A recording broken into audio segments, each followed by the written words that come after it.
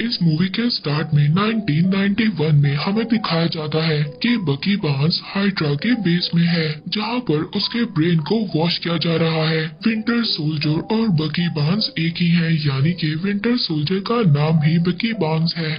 दरअसल उसको एक काम के लिए तैयार किया जा रहा था। उसका ब्रेन वॉश करने के बाद उसको एक मिशन पर भेजा जाता है, जहां पर हमें दिखाया जाता है कि बकी बार्न्स एक गाड़ी का पीछा करता है और उसका एक्सीडेंट करवा देता है, और उस गाड़ी की डिग्गी से वो एक सीरम लेकर वहां से निकल जाता है। ये एक सुपर सीरम सोल्जर है। जिस गाड़ी का उसने एक्सीडेंट किया था, ये गाड़ी दरअसल आयरन मैन के पेरेंट्स की थी, यानी कि टोनी स्टार्क के पेरेंट्स की। और इस एक्सीडेंट में अब आयरन मैन के पेरेंट्स मर जाते हैं। इसके बाद इस मूवी की कहानी शिफ्ट होती है प्रेजेंट में, जहां पर हमें कैप्टन अमेरिका और उसके कुछ साथी दिखाए जाते हैं। ये सब के सब नाइजीरिया के लैब में हैं। वहाँ पर एक सोल्जर को, जिसका ब्रेन बिल्कुल बकी बार्न्स की तरह वॉश किया गया है, उसको एक बायोलॉजिकल वेपन चुराने से रोक रहे होते हैं। कैप्टन अमेरिका के साथ उसकी पूरी टीम भी थी। अब उसकी पूरी टीम उन लोगों को एक एक कर मार देते हैं। अब वो एक सिर्फ सुपर सोल्जर बचता है और उसके सामने कैप्टन अमेरिका था। अब कैप्टन अमेरिका और सुपर सोल्जर के दरमियान में फाइट होती है। वहाँ पर उस फाइट के दौरान सुपर सोल्जर एक बॉम्ब को एक्टिव कर देता है जो उसकी बॉडी में था, और तभी वहाँ पर ब्लास्ट होता है। इससे पहले कैप्टन अमेरिका को वहाँ पर कोई चोट पहुँचती। वहाँ पर वांडा अपनी पावर से उस सुपर सोल्जर को एक बिल्डिंग में फेंक देती है। वहाँ पर उस ब्लास्ट की वजह से बहुत सारे मासूम लोगों की जान चली जाती है। हालांकि वांडा ने वहाँ पर जानबूझकर नहीं किया था, लेकिन अब उसको इस बात का बहुत ज्यादा दुख था। कैप्टन अमेरिका उसके पास जाते हैं। वो कहते हैं कि ये हम दोनों की गलती है और हमारे काम में ऐसा होता रहता है, और अगर हम इस बारे में ज्यादा सोचेंगे तो कभी भी अपना काम नहीं कर पाएंगे। अब हमें दिखाया जाता है इवेंजर्स की एक मीटिंग होती है। यहाँ पर मीटिंग के हेड इवेंजर्स को बताते हैं कि इवेंजर्स ने आज तक जितने भी मिशन किए हैं, उन्होंने हालांकि दुश्मन को मात दी है, लेकिन इस काम में उन्होंने कई मासूम लोगों की जान भी ली है। और तुम सब इवेंजर्स मेरी नजर में एक खतरा हो। तुम बगैर परमिशन के किसी न किसी कंट्री में चले जाते हो और वहाँ पर जाकर तोड़फोड़ करते हो, जिससे कई मासूम लोगों की जान चली जाती है। लेकिन अब ऐसा नहीं होगा। मेरे पास इस बात का एक हल है। वो वहाँ पर सबको एक एग्रीमेंट देता है जिसका नाम है स्कोविया एकॉर्ड्स, और इसमें इस बात को लिखा हुआ था कि इवेंजर्स अपनी मर्जी से कहीं भी किसी भी कंट्री में नहीं जा सकते, और वो अब एक प्राइवेट ऑर्गेनाइजेशन नहीं रहेगी, बल्कि वो लोग अब एक यूएन के अंडर काम करेंगे। जैसे ही यूएन उनको ऑर्डर देगी तभी वो काम करेंगे। और यहाँ पर हम आयरन मैन यानी कि टोनी स्टार्क को भी देखते हैं, जो इस बात पर एग्री होता है, क्योंकि वो इस बात को जानता था कि उनकी फाइट के दौरान बहुत ज्यादा मासूम लोगों की जाने जाती हैं। यहाँ पर टोनी स्टार अपने पहले मिशन को याद कर रहा था कि जिस मिशन की वजह से बहुत ज्यादा बर्बादी हुई थी, तो यहाँ पर वो सबका जिम्मेदार अपने आप को कह रहा था। इसलिए वो स्कोविया एकॉर्ड्स के एग्रीमेंट पर तैयार था। लेकिन यहाँ पर कैप्टन अमेरिका इस एग्रीमेंट पर साइन नहीं करना चाहते थे, क्योंकि उसको गवर्नमेंट पर बिल्कुल भी भरोसा नहीं था। वो अपने आप पर ज्यादा बिलीव करता था। इस वजह से कैप्टन अमेरिका अब स्कोविया एकॉर्ड्स पर साइन करने से इनकार कर देता है, और इस तरह से हम देखते हैं कि इवेंजर्स दो टीम में बट जाते हैं। एक टीम थी टोनी स्टार की, जो स्कोविया एकॉर्ड्स पर साइन करना चाहते हैं, यूएन के अंडर काम करना चाहते हैं, और दूसरी टीम थी कैप्टन अमेरिका की, जो किसी के भी अंडर काम नहीं करना चाहती थी। वो अपने फैसले और अपनी लड़ाई को खुद तय करना चाहते थे। इसके बाद हमें जीमो नाम का एक आदमी दिखाया जाता है, जो स्कोविया में पहले कर्नल था, जहाँ पर एवेंजर्स और अल्ट्रॉन्स की लड़ाई में कई मासूम लोगों की जान गई थी। पर अब वो एक टेररिस्ट बन चुका था और वो किसी भी कीमत पर एवेंजर्स से बदला लेना चाहता था। अब वो हाइड्रा के एक हैंडलर के पास जाता है। वहाँ पर जाकर वो हाइड्रा की वो खुफिया नोटबुक को हासिल कर लेता है, जिसमें हाइड्रा के सुपर सोल्जर्स के बहुत सारे सीक्रेट्स थे। उस बुक में ऐसे वर्ड्स को लिखा गया था जिनको बोलने के बाद हाइड्रा के सुपर सोल्जर से कोई भी काम करवाया जा सकता था। इसके बाद हमें वकांडा के किंग को दिखाया जाता है, जो टोनी स्टार से मिलकर बहुत ज्यादा खुश होते हैं कि उन्होंने एग्रीमेंट पर साइन कर दिया। तभी वहाँ पर एक बॉम्ब ब्लास्ट होता है, जिसमें वकांडा के किंग की डेथ हो जाती है। किंग तचाला उनकी डेथ से पूरी तरह तो हम जानते हैं। जब वो लोग सीसीटीवी फुटेज को चेक करते हैं तो उसमें दिखाया जाता है कि जिस आदमी ने बॉम्ब ब्लास्ट किया था उसकी शक्ल बिल्कुल पिकी बार्न्स से मिलती है।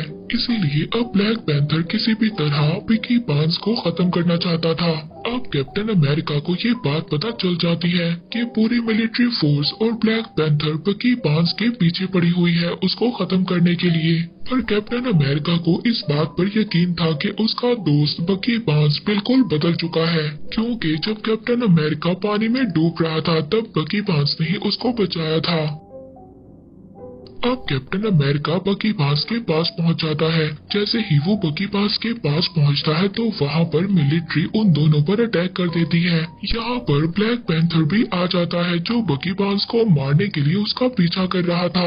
यहाँ पर कैप्टन अमेरिका और उसका साथी दोनों मिलकर बकी बार्न्स को बचाना चाहते हैं, पर किसी तरह ब्लैक पैंथर बकी बार्न्स को पकड़ लेता है। इससे पहले वो बकी बार्न्स को वहाँ पर मारता, तभी वहाँ पर आयरन मैन का दोस्त जो मिलिट्री में सोल्जर है वो आ जाता है। उसके पास आयरन मैन का दिया हुआ सूट है जिसका नाम वॉर मशीन है। वहाँ पर वो अपनी टीम के साथ आ जाते हैं और सबको अरेस्ट कर लेते हैं। सबको एक खास जगह पर ले जाया जाता है और बकी बार्न्स को एक खास जगह पर रखा जाता है। इसके बाद वहाँ पर बकी बार्न्स के पास एक साइकियाट्रिस्ट आता है। ये साइकियाट्रिस्ट कोई और नहीं बल्कि ज़ीमो है, जिसने हाइड्रा की वो सीक्रेट बुक को हासिल कर लिया था, जिस नोटबुक में वो कोड वर्ड्स हैं। उन वर्ड्स को बोलने के बाद हाइड्रा के सुपर सोल्जर को अपने काबू में लिया जा सकता है। और जब ज़ीमो वहाँ पर उन वर्ड्स को बोलता है तो बकी बार्न्स का दिमाग पूरी तरह से घूम जाता है। अब वो पूरी तरह से ज़ीमो के कंट्रोल में था। तभी यहाँ पर कैप्टन अमेरिका और उसका साथी भी आ जाता है। ये यहाँ पर बकी बार्न्स के सामने टिक नहीं पाते क्योंकि इनके वेपन्स को ले लिया गया था। यहीं पर आयरन मैन भी था, लेकिन उसके पास उसका सूट नहीं था। वो यूएन की बिना परमिशन के अपना सूट नहीं पहन सकता था क्योंकि आयरन मैन ने एग्रीमेंट को साइन किया था। लेकिन फिर भी उसके पास आयरन मैन का हैंड होता है जिससे वो बकी बार्न्स पर अटैक करता है, पर अपने सिर्फ हैंड से वो बकी बार्न्स को नहीं हरा सकता था। इसके बाद बकी बार्न्स टेरेस पर जाता है। वो एक हेलीकॉप्टर को लेकर वहाँ से जा रहा था। तभी वहाँ पर कैप्टन अमेरिका जाता है। वो इसके हेलीकॉप्टर को पकड़ लेता है और ये दोनों पानी में गिर जाते हैं। अब बकी बार्न्स यहाँ पर बेहोश हो जाता है। कैप्टन अमेरिका उसको उठाकर अपने साथ ले जाता है और जब बकी बार्न्स को होश आता है तो वो पहले की तरह नॉर्मल हो जाता है। तो वो यहाँ पर कैप्टन अमेरिका को बताता है कि हाइड्रा का प्रोग्राम आज भी मेरे दिमाग में है। उस आदमी ने मेरे सामने उन वर्ड्स को पढ़ा जिसे सुनने के बाद मेरी विंटर सोल्जर वाली पर्सनालिटी एक्टिव हो गई। वो साइबेरिया के बारे में जानना चाहता था। साइबेरिया हाइड्रा का एक बहुत ही खुफिया कैंप था और यहीं से इस मूवी की स्टोरी 1991 में जाती है। हम यहाँ पर फ्लैशबैक को देखते हैं। जब बकी बार्न्स पूरी तरह से हाइड्रा के कंट्रोल में था, उस वक्त उसने टोनी स्टार्क यानी कि आयरन मैन के पेरेंट्स की गाड़ी पर अटैक किया था और उस एक्सीडेंट में आयरन मैन के पेरेंट्स मर चुके थे। बकी बार्न्स ने उस गाड़ी से उस सुपर सोल्जर सीरम को भी चुरा लिया था। इस सीरम से हाइड्रा बहुत ज्यादा सुपर सोल्जर्स को बनाती है जो बकी बार्न्स से भी बहुत ज्यादा पावरफुल है और ये लोग आज भी साइबेरिया के एक खुफिया कैंप में हैं और इनका भी मेरी तरह से पूरा ब्रेन वॉश है और ज़ीमो इन लोगों का इस्तेमाल करना चाहता है। और अब ज़ीमो उस खुफिया कैंप की तरफ निकल चुका है। अब उसको रोकने के लिए कैप्टन अमेरिका एवेंजर्स की एक टीम बनाता है। वहीं पर दूसरी तरफ हम उनके मीटिंग के हेड को देखते हैं जो टोनी स्टार्क को कह रहा था कि बकी बार्न्स की वजह से बहुत ज्यादा मासूम लोग मारे गए हैं और हमें जल्दी बकी बार्न्स चाहिए। अब टोनी स्टार्क को देखते हैं जो स्पाइडरमैन के घर जाता है। वो स्पाइडरमैन को अपनी टीम में शामिल होने का कहता है और वहीं पर वो स्पाइडरमैन को एक नया सूट भी ऑफर करता है। और अब टोनी स्टार्क यानी कि आयरन मैन की टीम में स्पाइडरमैन, ब्लैक पैंथर और बहुत सारे इवेंजर्स हैं और अब इस तरह से इवेंजर्स की टीम अलग अलग हिस्सों में बढ़ चुकी है। अब ये दोनों टीम्स एक दूसरे के आमने सामने होती हैं। इन दोनों टीम्स के दरमियान जबरदस्त फाइट होती है। उस फाइट के दौरान जैसे ही कैप्टन अमेरिका को चांस मिलता है, वो बकी बार्न्स को लेकर एक हेलीकॉप्टर में हाइड्रा के बेस के लिए निकल जाता है ताकि वो वहां जाकर ज़ीमो को रोक सके। कैप्टन अमेरिका और बकी बार्न्स को पकड़ने के लिए आयरन मैन और जेम्स स्टोन उनके प्लेन की तरफ उड़ते हैं और उनके पीछे फैल्कन भी होता है। जेम्स स्टोन फैल्कन से कहता है कि उसको नीचे गिरा दो और जब जेम्स स्टोन विजन से अपनी रेस छोड़ता है तो फैल्कन वहां से हट जाता है और उन्हीं रेस की वजह से जेम्स स्टोन नीचे गिर जाता है, मगर वो उसको बचाने के लिए उसके पास पहुंचते वो जमीन पर गिर जाता है और जेम्स स्टोन पूरी तरह से इंजर्ड हो जाता है। आयरन मैन यहाँ पर ब्लैक विडो को बताता है कि जेम्स स्टोन की रीढ़ की हड्डी में बहुत बुरी चोट आई है। आयरन मैन को यहाँ पर एक और इन्फॉर्मेशन भी मिलती है कि बकी बार्न्स से जो साइकेट्रिस्ट मिलने आया था वो रियल नहीं था। उस आदमी का नाम ज़ीमो था। ज़ीमो ने असली साइकेट्रिस्ट को मार दिया था और साइकेट्रिस्ट की डेड बॉडी के पास उनको एक मास्क भी मिला था। ये मास्क किसी और का नहीं बल्कि बकी बार्न्स का था। आयरन मैन यहाँ पर समझ जाता है कि बकी बार्न्स को फंसाया गया था। वकांडा के किंग जो ब्लैक पैंथर के फादर थे, उनको बकी बार्न्स ने नहीं बल्कि ज़ीमो ने मारा था। अब यहाँ पर टोनी स्टार्क आयरन मैन को अपनी गलती का एहसास होता है। वो वहाँ पर कैप्टन अमेरिका के साथियों के पास जाता है जहाँ पर उनको कैद कर रखा हुआ था। वो फैल्कन के पास जाता है और उसे ज़ीमो की सच्चाई के बारे में बताता है और साथ ही वो कहता है कि मुझे मेरी गलती का एहसास है, तुम मुझे बताओ कि कैप्टन अमेरिका कहाँ गया है। लेकिन यहाँ पर फैल्कन आयरन मैन को कहता है कि तुम्हें अकेले ही जाना होगा। वो ये नहीं चाहता था कि मिलिट्री की आर्मी भी उसके साथ जाए। इसके बाद टोनी स्टार्क हेलीकॉप्टर में बैठकर यहाँ से चला जाता है और जब वो हेलीकॉप्टर में बैठा होता है तो वो अपना आयरन मैन सूट पहन लेता है और वो साइबेरिया के लिए निकल जाता है। वहीं पर हम ज़ीमो को देखते हैं जो साइबेरिया के उसी कैंप तक पहुँच गया था जहाँ पर बकी बार्न्स की तरह 5 और सुपर सोल्जर्स हैं। ये सब के सब स्लीपिंग चैम्बर के अंदर होते हैं। अब यहाँ पर आयरन मैन भी पहुँच जाता है जो बकी बार्न्स और कैप्टन अमेरिका से मिलता है। आयरन मैन यहाँ पर आकर कैप्टन अमेरिका से कहता है कि मैं तुम्हारा साथ देने के लिए यहाँ पर आया हूँ। अब ये लोग उस जगह पर जाते हैं जहाँ पर 5 स्लीपिंग चैम्बर्स हैं। यहाँ पर वो लोग देखते हैं कि उन 5 सुपर सोल्जर्स को किसी ने नींद में ही फायर कर मार दिया था। तभी इन्हें यहाँ पर ज़ीमो की आवाज आती है जो एक बहुत ही मजबूत दरवाजे के पीछे था। ज़ीमो यहाँ पर इनको बताता है कि इन 5 को मैंने ही मारा है। मेरा मकसद इन 5 को मारना नहीं था, बल्कि मेरा मकसद तो ये था कि तुम सब लोग यहाँ पर आओ। तो कैप्टन अमेरिका ज़ीमो से कहता है कि तुमने वकांडा के किंग को सिर्फ इसलिए मारा ताकि हम लोग यहाँ पर आ सके। अब जैसे ही कैप्टन अमेरिका ये सब कुछ बोलता है तो वहाँ पर ब्लैक पैंथर भी मौजूद था जो ये सब कुछ सुन लेता है। तो वो ये बात सुन लेता है कि उसके फादर को बकी बार्न्स ने नहीं बल्कि ज़ीमो ने मारा है। अब इससे पहले ये ज़ीमो पर अटैक करता ज़ीमो यहाँ पर एक रिकॉर्डेड कैसेट चलाता है जो उस वीडियो रिकॉर्डेड में आयरन मैन देखता है कि बकी बार्न्स ही था जिसने उसके पेरेंट्स को मारा था। वो वीडियो देखने के बाद आयरन मैन बिल्कुल आउट ऑफ कंट्रोल हो जाता है। वो कैप्टन अमेरिका से वहाँ पर पूछता है कि क्या तुम्हें इन सब चीजों के बारे में पता था। तो जैसे ही कैप्टन अमेरिका हाँ बोलता है टोनी स्टार्क आयरन मैन उस पर अटैक कर देता है। साथ ही में वो यहाँ पर बकी बार्न्स को भी मारना चाहता था। इन तीनों के दरमियान एक बहुत ही खतरनाक फाइट होती है जिसमें आयरन मैन बकी बार्न्स को मारना चाहता था, लेकिन कैप्टन अमेरिका बकी बार्न्स को बचाना चाहता था। इसलिए नहीं कि वो उसका दोस्त था, बल्कि वो ये जानता था कि जिस वक्त बकी बार्न्स ने ये सब कुछ किया था वो अपने कंट्रोल में नहीं था। वो उस वक्त पूरी तरह से हाइड्रा के कंट्रोल में था।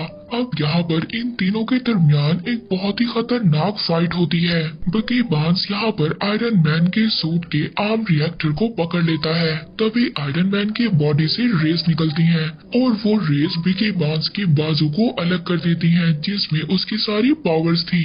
इसके बाद वो कैप्टन अमेरिका को मारने वाला था, पर जैसे ही वो कैप्टन अमेरिका पर अटैक करने वाला था बकी बार्न्स उसका पांव पकड़ लेता है जिससे कैप्टन अमेरिका को मौका मिल जाता है और वो टोनी स्टार्क यानी कि आयरन मैन को जमीन पर देकर मारता है और वो अपनी शील्ड से आयरन मैन के मास्क पर अटैक कर रहा था जिससे उसका मास्क तो टूट जाता है।